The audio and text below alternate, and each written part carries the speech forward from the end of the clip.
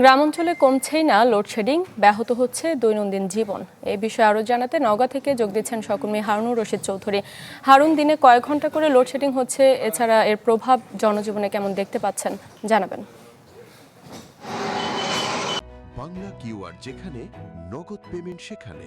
সারা দেশে 10 লাখেরও বেশি মার্চেন্টে নগদে পেমেন্ট করুন খুব সহজে।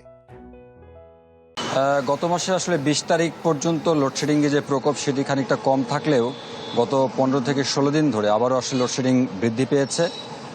বলা যায় যে আমরা শহর অংশের কথাও যদি বলি যে প্রায় সারাদিনের মধ্যে 3 থেকে 4 ঘন্টার মতো লোডশেডিং দেওয়া হচ্ছে দিন রাতে, এবং গ্রাম অংশে আসলে সেই সংখ্যাটা বা পরিমাণটা আসলে আরও খানিকটা বেশি। কারণ আপনি জানেন যে গ্রামে যে বিদ্যুৎ সরবরাহ করা হয় সেটি পল্লী বিদ্যুৎ কর্তৃপক্ষ তারা সরবরাহ করে, এবং শহর অংশে যারা নেসকো কর্তৃপক্ষ আছে তারা করেন।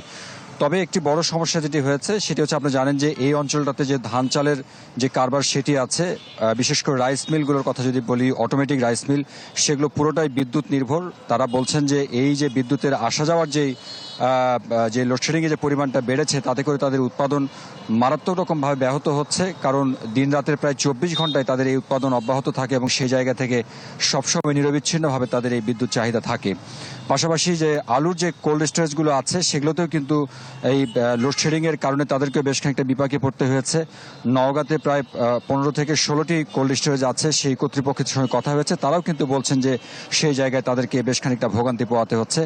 এই সময়টাতে যেহেতু প্রচণ্ড রকম গরম যাচ্ছে, যদিও বা আজকে বর্ষা কালের প্রায় মাঝামাঝি সময় অতিক্রম হয়ে গেছে অলরেডি, কিন্তু তারপরও বৃষ্টি যেহেতু দেখা নেই তেমনটা, যার কারণে প্রচণ্ড গরম। সুতরাং রাতের বেলা কিংবা দিনের বেলা ঘুমানো কিংবা বাসা বাড়িতে থাকা, গ্রামগঞ্জে থাকা, সেই জায়গাটা একটা অসহনীয় পর্যায়ে চলে গেছে। যার কারণে এখানকার মানুষজন আসলে আশা করেন যে এই লোডশেডিংয়ের পরিমাণ সেটি যাতে দ্রুততম সময়ের মধ্যে কমে আসে এবং যাতে করে একটা স্বাভাবিক জীবনযাপন করা যায়।